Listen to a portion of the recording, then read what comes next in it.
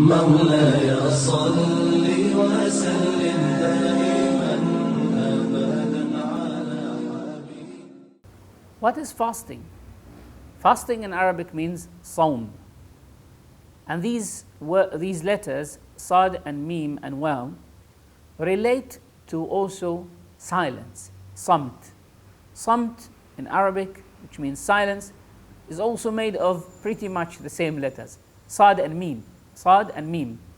And they relate to samam, which means deafness. So also the word to become deaf or to deafen oneself is taken from the stem sad and mim. So now we have three different meanings that pretty much are made of the same letters, sad and mim.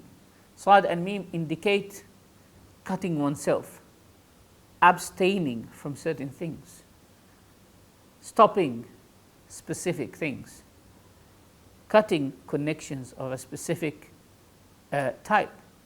So stopping speaking, stopping to listen, stopping to eat, disconnecting oneself from desires. Because in fact, these three things, three meanings that we have referred to stop speaking, samt, to become silent, is related to the desire of talking. Man originally has this desire, you want to talk about something or about nothing. They want to engage into conversations that have got meaningful indications, that have got meanings or no meanings. Talk about anything, nonsense sometimes. They also, so this is, the willingness to speak is a desire.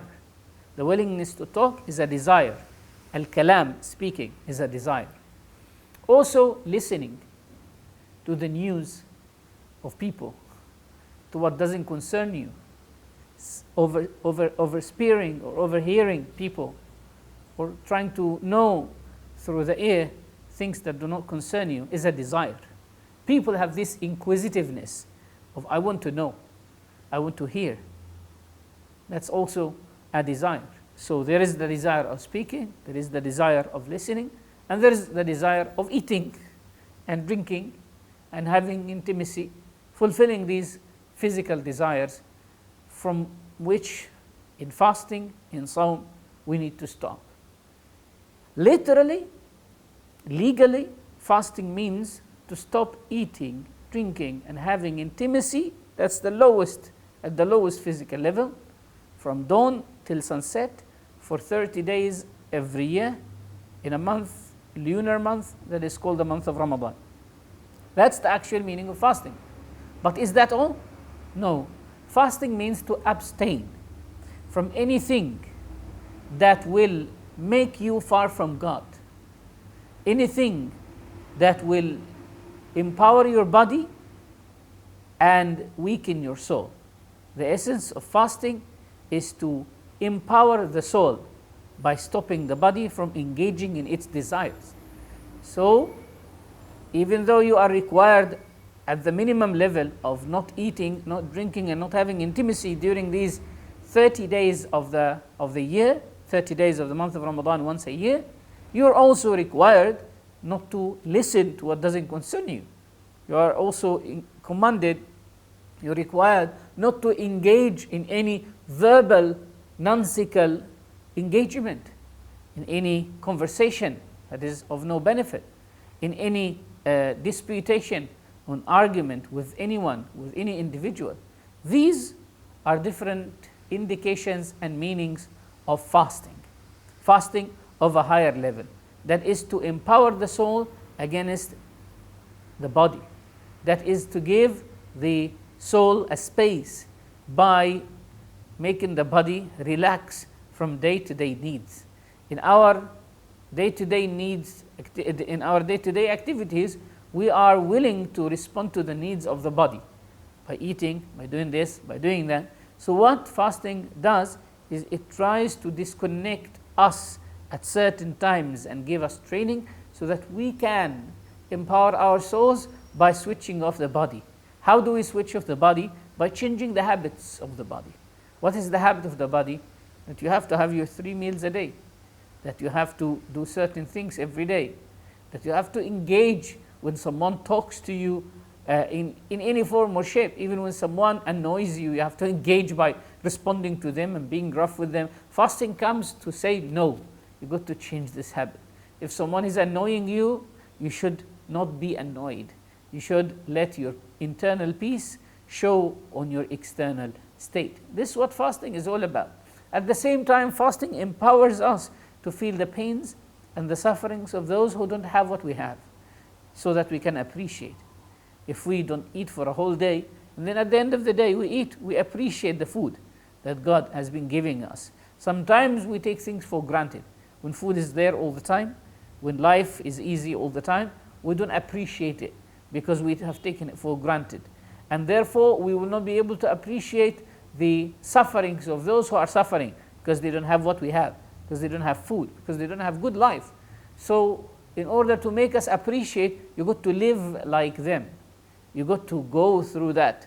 Not for the continuous 30 days non-stop, but every day you stop at the end of the day and you eat, so that your feeling of water, your feeling of food is better, so that you will appreciate the blessings of God and you will not take it for granted, and you will feel the sufferings of the poor and the needy. You are not only required to fast the 30 days of the month of Ramadan. Yes, by means of obligation, you're supposed, as a Muslim, you're supposed to fast 30 days every year. That's the month of Ramadan.